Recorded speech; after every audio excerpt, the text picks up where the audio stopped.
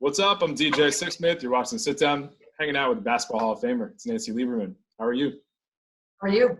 It's great to see you. I like your shirt. Thank you. Yeah, it's a new quarantine purchase. I'm not going anywhere this summer, so might as well bring the summer to the living room.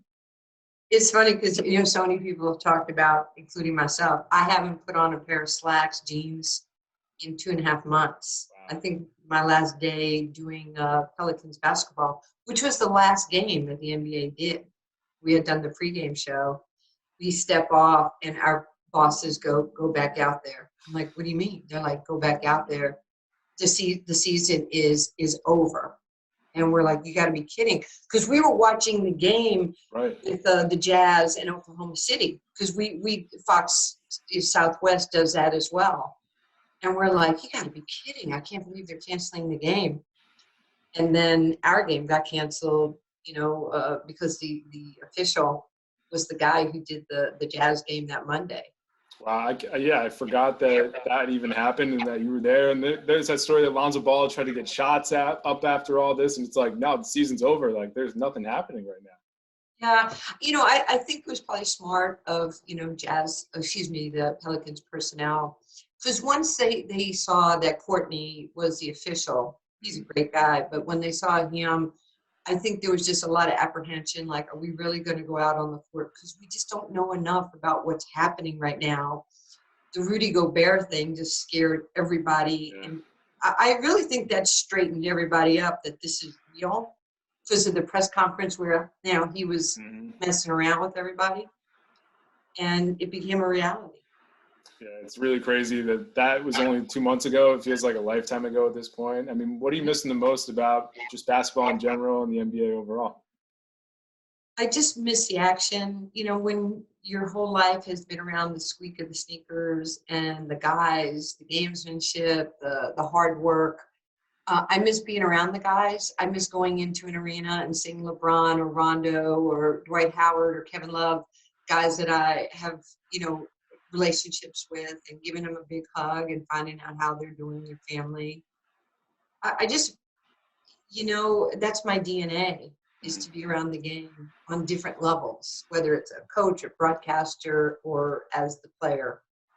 You miss those relationships, and thank God for The Last Dance. Yeah, that was awesome, right? How fun was that to watch?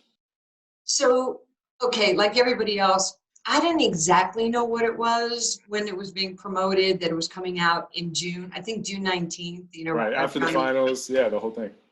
And so then, they moved it up, and I'm thinking, oh my gosh, I remember that. So, I'm probably aging myself, because Michael and Barkley and Rodman and Malone and all these guys, Larry, Isaiah, we're all contemporaries and we're all friends.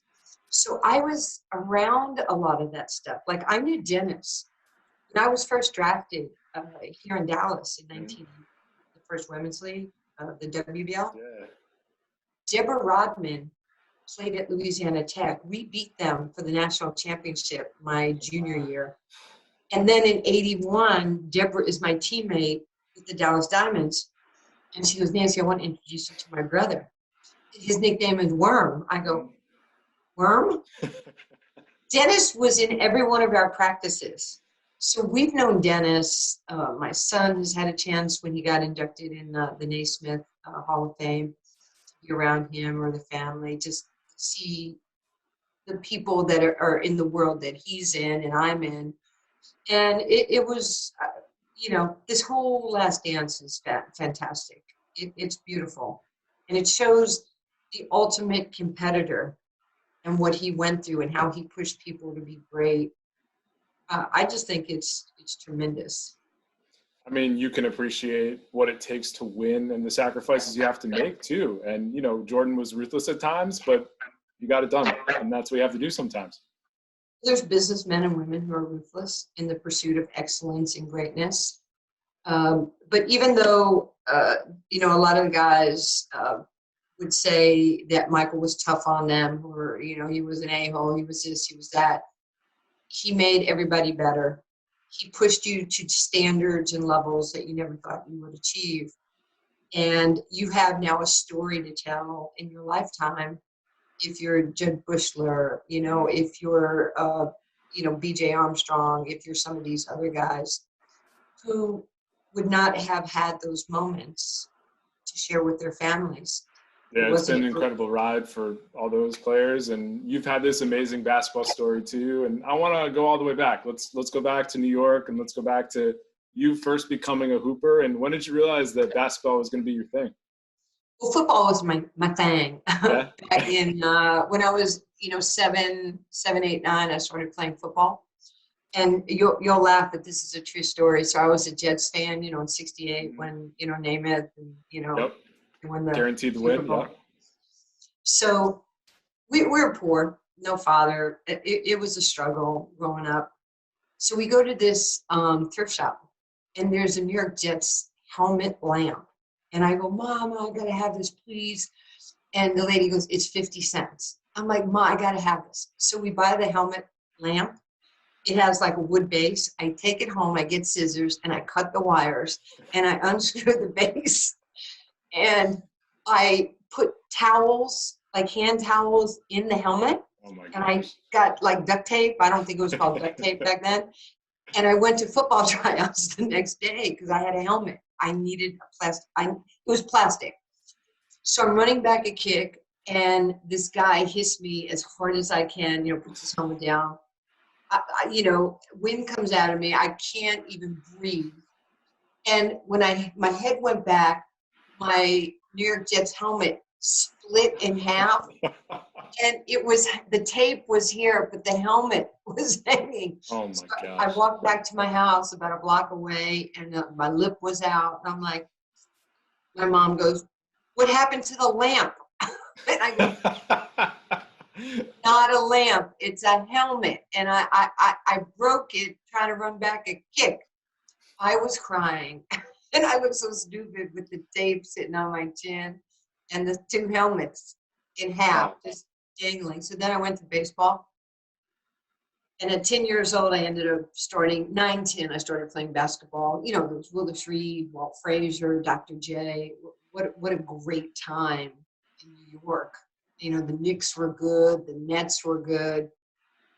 And then I took the blessed trip to Rucker Park. Mm-hmm. I was 11, 12 years old, took money out of my mom's wallet, said I'm going to the park. She thought I was going to PS 104. I got on the A train in Far Rockaway, the last stop, took it into Manhattan, changed, got off at 155th and Malcolm X Boulevard, and walked into the park. And I had a jacket, you know, so I'd look bigger on the train. I had T-shirts in the jacket. You know, you're up in that Jersey area. Mm-hmm. Do it to them before they do it to you. You gotta look tough. You gotta play the game here. I had that scowl. Look, I was, you know, all of like 120 pounds and red hair. I walk in the park, and the brothers look at me and they go, little girl. I'm like, yeah. They say, are you lost? I said, no, are you? And he started laughing. And I was bouncing my ball, and they said, do you know where you are? I said, yes. What's your name? I said, is your name Rucker? He goes, no. I said, good, it ain't your park, and I want to play, and I heard you guys are really good. Can you help me? And they just put their wings over me, protected me, championed me. So you and I are not on this call without those guys who look different from me. Mm. And we became inseparable. They didn't give a rat's behind if I was a little white Jewish girl. There was this bond that has lasted to today while we're in our 60s. Those are really incredible stories. And, you know, across the country, equality has been an issue in a lot of different areas, but sports, it has bridged the gap in some ways. And that's a great story, and just representing that. And also just who you are as a person, and also like how basketball is such a big deal in New York City. It doesn't matter what you look like or who you are, like the game brings people together. So how would you describe the essence of New York City basketball for people who didn't have that experience like you? It's a melting pot of respect. If you can play, that's all that matters. And if you're responsible and you're loyal and you show up, then there's this incredible bond that you have, and you get to grow together. Because, you know, when I was young and I was trying a few years later to make the Olympic team out of high school, think about it. This is the 60s. There's no Title IX. There's no gender equity. There's no WNBA. There's no scholarships. There's nothing. So what am I playing for? What am I doing? And the guys that didn't look like me in the park were African American. They were like, fire. They call me fire because of my red hair and, you know, tenacity. And they would say, Fire, you can do this. Don't let anybody tell you you can't do it. They were such inspirations to me. And I'm not picking on white people, because people have been great to me in general. But right, but that was just the situation. Yeah. But a lot of, like, the white people in my neighborhood, it was like, you're stupid, you're dumb, you're never going to make anything of yourself. You know, what's a little white Jewish girl doing in the park with black kids? I was bullied. I was maligned. I was angry at how people treated me. I wasn't doing drugs. I wasn't mugging people. I was getting my, whatever I was feeling internally because of my family situation. I was expressing myself, and I was maligned for that. So I had all these Nancy Camp moments. Nancy, you can't play with the boys. Nancy, you can't go play up in Rucker. Nancy, you can't make the Olympic team. Nancy, you'll never make it to college because you're stupid and dumb. So I was angry, and I took that anger and it channeled through basketball. And it fueled me. Kind of, you know, it's funny. Michael and I have been friends for a long time. Kobe and I have been friends his entire career as well. We used to talk about what fueled our passion. You know, Kobe used to call me the Mama Mamba because, you know, playing at 39 and 50 in the WNBA. Ali taught me at 19 to respect everybody but to fear nobody. So I had some pretty good sources of information early on, especially with Muhammad in my life. And it was just so important to just mentally put myself in places and challenge people to play at our level, not us come down to your level. And I was talking to my Old Dominion teammates yesterday, one Jan Tremblay and Chris Critelli, and they were on that championship teams with me, our junior and senior year. And I said, man, I was probably an asshole, wasn't I? And they were like, no, you were trying to make us better. You were pushing us. I go, I was really tough on you guys. I was a lot like MJ, wasn't I? I mean, we got in fist fights in practice, which was nothing new to growing up in the city. I mean, you know, you get a fist fight for whose ball it is, you know, out. But I realized that's kind of the DNA of who I am. I grew up tough, and I was tough. And I had a lot of expectations of people because I needed to get out of my environment. I needed to grow. I needed to become the person that I am today. And without those experiences, it would have never happened. Yeah, it's really amazing how that fueled your fire. And, you know, why don't you take me back to high school right before college? So Old Dominion ultimately is a spot for you, but where else were you considering? You mentioned the Olympics and all that. What did life look like as you were trying to figure out that next step in your basketball journey? Honestly, I never tried to I didn't know what the next step was, but things kept presenting themselves to me. So these are true stories. So one day I'm throwing out the garbage, and there's the newspaper, the Long Island Press. And I had looked through the sports section, and it said in a little like box, USA tryouts for women's basketball, United States playing Russia in a 3-game series, open tryouts, Queens College, Saturday, 9 a.m. I ripped it out and I showed it to my teammates. And I said, let's go. Let's just go to Queens College. It's free. So when I got to Queens College, I was a sophomore in high school, right? So I was 15. And they put a number on you, almost like you're running in a marathon. And after like every 2-hour block, they would post on a wall the numbers that were staying, and everybody else had to leave. Well, we started at 9 in the morning. At 6 at night, it came down to the last 20, and I was one of the 20. Wow. And they picked 10. It was like America's Had Talent for basketball. Mm-hmm. There was our tryout on the East. There was one on the West Coast, one in the South, and one, up in the North. And 10 women were selected, from each of those sites. So 40. So I ended up making the tryout at Queens College. I was the only high school kid. That's amazing. That's insane. But think about it. I was 5'8" and could dunk a tennis ball.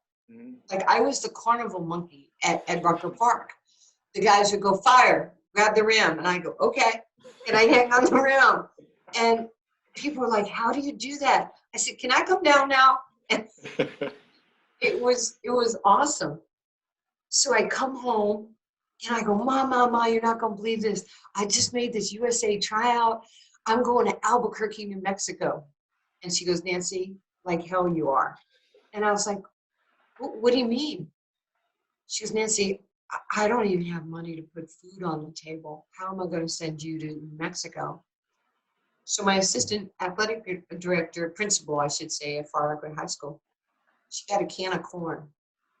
Tell me, you can't make this stuff up. She cleaned it, put a envelope around it. We're endeavoring to raise $300 to send Nancy to the house. Wow. This can went all around Far Rockaway. And they raised enough money to send me and my high school coach, Larry Morse, to Albuquerque. So I go to that 3-day pre-camp. There's 40 women. They pick 5 to go to the training camp with the U.S., the All-Americans, Pat Summitt, Ann Myers, Lucy Hare, Hall of Famers now. So I get there, and I'm playing against the best of the best. And on my second day, I had my ribs broken. Wow. And the coach, Alberta Cox, they're driving me to the airport, her and another woman. And she turns around and she goes, now, Nancy, we're going to need you in 1980. And I looked at her and I said, Coach, I'm not smart, very smart because I'm from New York. But I know 76 comes before 80. I want to be on the 76 team. So you're going to have to get used to me. And you were. And they looked at me like, how dare you, you arrogant little rat. And I worked so hard to make that 76 Olympic team because I made the Pan Ams the year before we won the gold. And it's a crazy love story of this game. It's awesome. That's amazing. So what do you remember the most from the Olympic experience? Well, certainly standing up on the podium and bending over and having them put that medal around your neck. If that doesn't, it gives me goosebumps now. If that doesn't, then people don't have a pulse. Trying out for me, but playing for America, people I didn't even know were pulling for us. And then one time picking up a charge on the Soviet Union, their post, Yuliana Semenova, who's 7'2", 250 pounds. And I just stood there. She didn't see me and whap. And she's laying on top of me. And all you saw my hands. So I'm like, get her off of me. Get her off of me. I'll kill her. And they're like, you can't say that to the opponent. I was like, get her off of me. I was 5'8", 130. Just huge, amazing player. But I needed her off me. So you mentioned before how the WNBA obviously didn't exist until much later in your career. Can you just describe what women's basketball looked like when you were playing in the other leagues? And because a lot of people don't really focus on that and don't really know what it was actually like day in and day out, year in and year out. I didn't know what was ahead for me, but I did know that I needed the scholarship. The only way I was going to get to college was on a scholarship because we couldn't afford it. And because I was so young at all these Pan Am tryouts, all these Olympic tryouts, I was in a very fortunate position because all the coaches were there. So I had over 100 scholarship offers. Wow. So I was, kind of scared because I didn't know what to do. And I wanted to go to Cal State Fullerton. I wanted to play for Bill Moore, my Olympic coach. But I was afraid she'd leave because there were rumors she was going to go to UCLA. With John Wooden, he loved her. And what am I going to do? I'm stuck in California. I have no money. I don't know anybody. So I then viewed myself as an underdog. So when I was looking at the rest of the colleges, I narrowed it down to maybe 5. Delta State, Tennessee, UCLA, Cal State, and Old Dominion. Mm-hmm. I decided I was going to go to the school with the worst record. I wanted to go to the school that sucked. Right? And there was no bucks the trend of most people today. Hey, there was no Dr. Phil or Oprah to help me through this decision in my life. So Old Dominion was something like 6 and 28, 29. I was like, that's my school. I went on a visit with my best friend from high school, Barbara. 7 hours down driving, 7 hours back. If I was scared, I could come back. And everybody said, what the hell are you doing? Why would you go to this school that you'll never win? You'll never be an All-American. Nobody will ever hear from you. So that fueled that I'm going to prove you, like I made me and you're not going to break me type of, whether it was right or wrong, it's how I felt. So Old Dominion goes 125 and 15 in our 4 years. And 2 national championships too. Yeah, we go, I think it was 104 and 6. My last 3 years, and then 72 and 2, we went back-to-back national championship and win the NIT. And it was almost like I'm gonna show you. Like every step of the way, again, Jordan was always looking for things to fool him. They gave her All-American. They didn't give it to me. I'll show them. It was, I don't know if it was immature or if it was crazy brilliant. But all those things, what people would say, fueled me. I didn't want to be good. I wanted to be great. I actually wanted to be the greatest of all times. And, where Oprah has her vision board, from the day I started playing, I had this see it, say it, be it. I had to see myself being on the Olympic team in high school. Every single day, I said, I want to be on that team. And I would see myself in the mirror, see it, say it, to be it. And that's how I lived my life. And then, once we got to college and I had success, obviously I hid behind who I was as the basketball player. Mm-hmm. Kissing my ass because of us winning and, Sure. It's an easy thing to do at that point. Yeah, it's comfortable. Makes sense. And, I think on some level I was damaged, this angry childhood. But it wasn't until, I fell in love with Ali at 10. Mm-hmm. I met him at 19, right before my senior year. And he became my lifelong friend. There was the day that he said to me, there'll never be a day that I won't be in your life. Mm. And I was like, yeah, but you're Muhammad Ali. He goes, there will never be a day. He would call me in college. He tried to come see me play. We had this unbelievable friendship until we buried him 4 years ago, June. Every decision, anytime I needed him, he was always there throughout that part. And he taught me to, like I said, respect everybody but fear no one. And he used to always tell me there's 2 people in life. There's givers and there's takers. Mm. And I want you to be the giver. And he would just give me nuggets that I'm not sure I really understood at that stage of my life. He was like, God made you special. And you know me, now you know my sarcasm. I go, you know God too?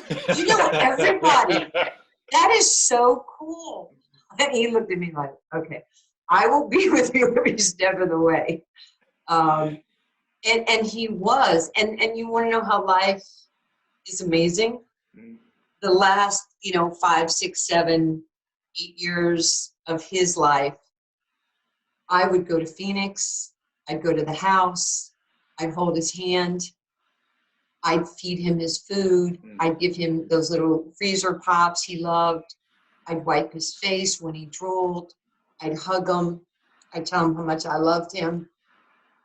And what he meant to me. Because so many people around the world treat me with such kindness, and like deity. And here's this man that freely, he knew that I was broken. Mm. And he taught me how to love myself. And he taught me how to be a better person and to give and to love everybody. And I just feel, throughout my career, like for me, other athletes will pick up the phone and call and ask questions like, what should I do? I have a situation with my family or my kids or my wife, or, when I played at 50, Mm-hmm. a couple of days later, I went back to my real job with ESPN doing the NBA games. And we finished doing our interviews with Phil. I was with Van Gundy and Mark Jackson. And I'm walking down the hall and Kobe goes, hey. I go, hey. He goes, 15 minutes? I go, yeah. And we sat in a room. And he's the most curious man in the world, not the Saki's guy. Kobe was like, why did you do it? Why would you put your reputation on the line? How'd your body feel? What'd you do? How'd you train? Were you supported? What was your family? He just couldn't get enough information. And he kept saying, why would you do it? What was your recovery time like? Were you afraid? Were you confident? And I said, Kobe, you just won the championship and you're the MVP. And you're asking a 50-year-old white woman why she came back. He was non-discriminatory. He didn't discriminate when he wanted information, and he could glean that from anybody.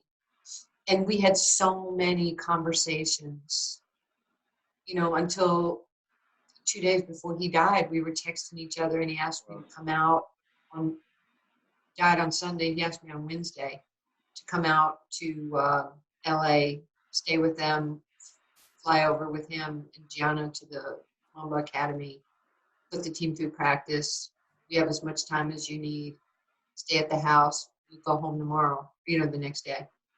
Wow. So had you done that previously, or was that going to be the first time that you were doing something like that? It was going to be the first time. And, I'll show you right here like that. I was in the studio the night before. And on Friday night on the 24th, I was in the studio getting ready to do Pels game. And we're in the same, the Spurs, Oklahoma City Mavs were all in the same studio at Fox Sports. And one of the guys said, they were in front of me, they were in another cube watching games. And somebody said, can you believe that Kobe said that women can play in the NBA? That's crazy. And we're all good fans. And I go, hello, I'm still here. So you guys know Nancy over here? Yeah, she's got something to say. It's like Sid Sabalas and Greg Buckner turn around. I'm like, guys, it's not optimal, but it's doable. I did not have my prime in the WNBA because I didn't have it. I mean, I played for Pat Riley in 1980 with the Lakers and Summer League. In 86, 87, I played in the USBL, like the G League. I also played for Frank Layton, and the Jazz in their summer. Multiple times. You're living proof of that. I mean, I got my behind, waxed every day. But what, like Pat says, Pat Riley, he'll say they were bigger, stronger, faster, more athletic, and her IQ and her heart was unmatched. And that means everything to me. He goes, they knocked her down. They beat the crap out of her. She tried to start 2 fights in practice. What are we going to do with her? And then he goes, and 4 days later, she was my starting point guard, and all the guys deferred to her, which is kind of cool that Pat really cool says that, and I really appreciate it. But fast forward, and I'll read you the text, if I may. Yeah, I'd love to hear it. So after that, I said to the guys, jokingly, I said, well, let's see what Kobe says. I was being her. No, go ahead. So I text him, and I go, Kobe, do you want to talk about women playing against men in the NBA? And he says, yes. And I said, when? He said, now. So I'll kind of deal with this how I have to, but it says, this is like 7:06 at night. He goes, they absolutely could. Reporter was acting like they couldn't. Doesn't mean they need to, but the level of disrespect because they're women are so normal. Dudes think they can just overpower them. It's bullshit and frustrating as hell. NBA players would get served up, let alone some normal weekend warrior-ass Joe Blow. Isn't that great? That's unbelievable. That's awesome. So then I said, yeah, the disrespect has been real. And, some people, they just don't know, Kobe. And I went, like me, not being able to play in my prime. And he writes back, I know that you played for Pat. I know that you played for in the minor league. He goes, I know you played for the Jazz. He goes, exactly. I remember all that. Nobody talks about what you did. I couldn't agree more with you. So I tell him, thanks for fighting for us, your babies, and your babies at home. Isn't it amazing? People say what they can never become because they're trying to impose their mediocrity on us. And he goes, exactly, 100, 100. When are you coming and put the team through practice? I said, when do you want me? He says, when do you want to come? We practice every night. I said, I'll text you next week and we can work out the details. And he gave me a thumbs up. So the next night I had to fly to do an appearance in California, in Indian Wells. And it was late that night. And he called me. Because Kobe's like, boom, boom, boom, let's get this moving. And I was like, hi. I get excited, it doesn't matter. Come on. Yeah. And I'm like, hey, hi. He goes, okay, let's get this, figured out. When do you have TV? When can you come here? And he goes, can you do Wednesday? And I said, yes. And that's the thing I just told you. And the next morning, I was in a ballroom. There was a speaker. And I'm telling you, I swear I turned my phone on silent as to not disturb the 700 people. And I look down and my phone is ringing about 10 California time. I grab it and I run out because I'm in the last seat, last row. And TJ, my son, who plays professionally, he just landed in Italy for a game. And he calls me, he goes, Mom. I go, TJ. He goes, Mother, sit down. And I go, TJ. He goes, Mom, sit down. It's obvious you haven't heard the news. And I said, what news? He goes, Ma, Kobe Bryant just died. His helicopter crashed. All I know, first of all, he thought I was on the helicopter. Oh my gosh. Because all he knew is that I was going to go out. Right. And then I heard a guy behind me, the Secret Service guy, going, it's Miss Lieberman. I about fell to my knees and this man grabbed me. I was wailing. I couldn't breathe. He meant so much to all of us women in sports because he was so respected and people listened. And the father he was, the person he was, had an effect on others. And that's all we should do. What you do every single day is really important because you're affecting people's lives. And I'm looking at you and I'm seeing these beautiful pictures of your family behind you. That's important. That's your life. That's what it's all about. And he understood that. And he understood the bigger picture too about the future of women's basketball, the future of women's sports. And you've seen the growth for all these decades now. I mean, you just mentioned, like, if you had been in your peak in the WNBA, things could have looked a lot different for you. But nonetheless, what's it been like for you to see the explosion of women's basketball the past 30 years and even just being a part of it as a player, as a coach, and as a fan? Well, it's impressive for me to see the amazing women playing in the WNBA.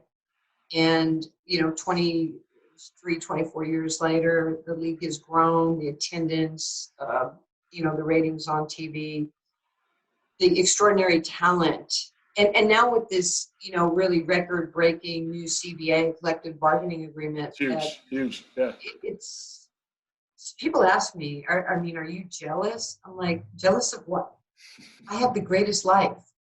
I've been around. I'm an athlete from the 80s, and I'm relevant in 2020. It's amazing. So it really is. how can I? Yeah. Right? How could I ever look at somebody and say I'm jealous?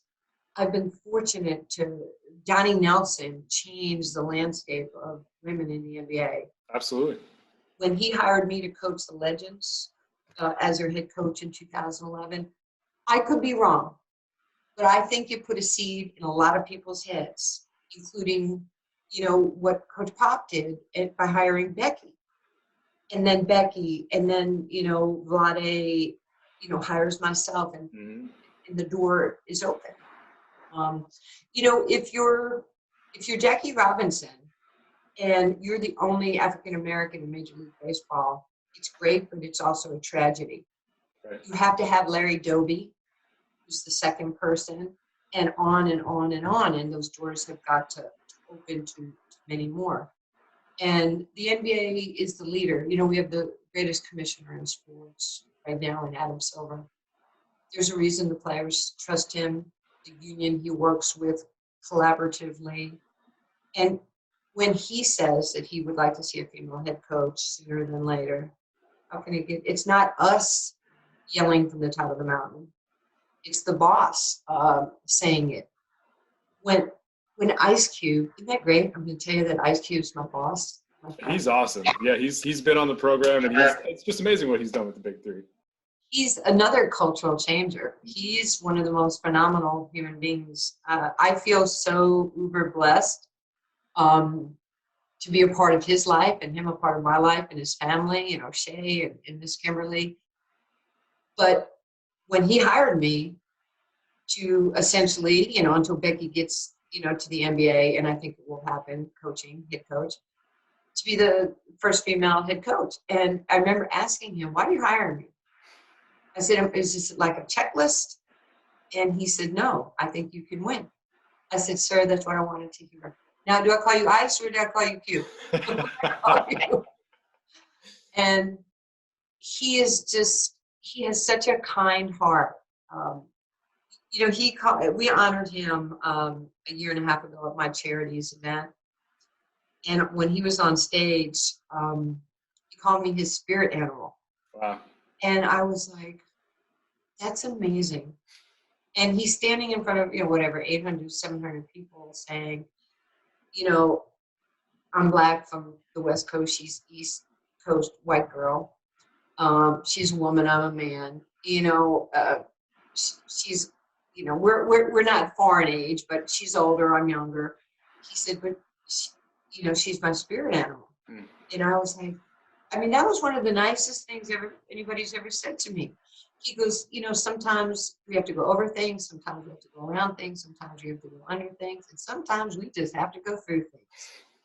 And he goes, that's my girl. And that's why, and winning the championship for him meant everything, because I had Katino Mobley and Corey Maggette and Big Baby Davis. Pretty good squad. Richardson, Birdman, Chris Anderson. I had, Xavier Silas, amazing men that I wanted so badly for their children, their wives, their grandmas, aunties, to see who they are as they transition to whatever that next step of their life is. Because a lot of these kids were not around when their daddies were playing in the NBA. Yeah, it's true. They never saw them play. Yeah. So we knew we were a little different. We had some purpose. But Cube handing me that trophy in front of 16,000 people at Barclays Center and 1 million plus watching on Fox at the time, it was enormous. I was so proud for so many. I knew Ali was smiling. I knew it would make the job easier for Becky one day, for me one day, for anybody who wants and looks a little different than the other person. It's all possible if you work hard, get lucky, and just do your job. And it takes just one person to give you that opportunity, and then you run right through that door, and then it becomes normal. That's all it takes. That's what, when I got hired by Donnie in 2011, President Obama invited me to go to the White House. So I went to the White House. I took my son, TJ. I think he was in high school at the time. And I'll never forget, President Obama, it was when the BP situation happened, the oil spill. And it was almost like a safe place for him. He just beelined over me. I'm like, hi, Mr. President, how are you? It was really kind of cool. And, you know, he said, you know, what you do is normal to you. And he says, I'm going to paraphrase. He says, you know, I've been an African-American man my whole life. You've been a white woman your whole life. You coaching men is normal to you. Me being the president of the United States is normal to me. It's not normal to the outside world. And it's our job to make it normal. It's as easy as that. It's my job to make what I do normal. I can still be a mom. I can still have a family. We can have it all. But if we lead with love, and we, you know, Ali used to tell me the greatest religion of all is love. And be kind to people. Everybody's going through something. And maybe on that particular day, you can be that force that inspires them or makes them feel cared for. And that's really what I have morphed into. This is not who I was at 22. And I was a pain in the ass at 22. At 61, I actually care, and I want to help. And I can't solve every problem, but I sure as heck can help people. Well, Nancy, it's been an amazing journey. Thank you so much for the time here. It's been wonderful. Best of luck to you and your family, and stay safe, all right? No, thank you so much. Thanks for having me on.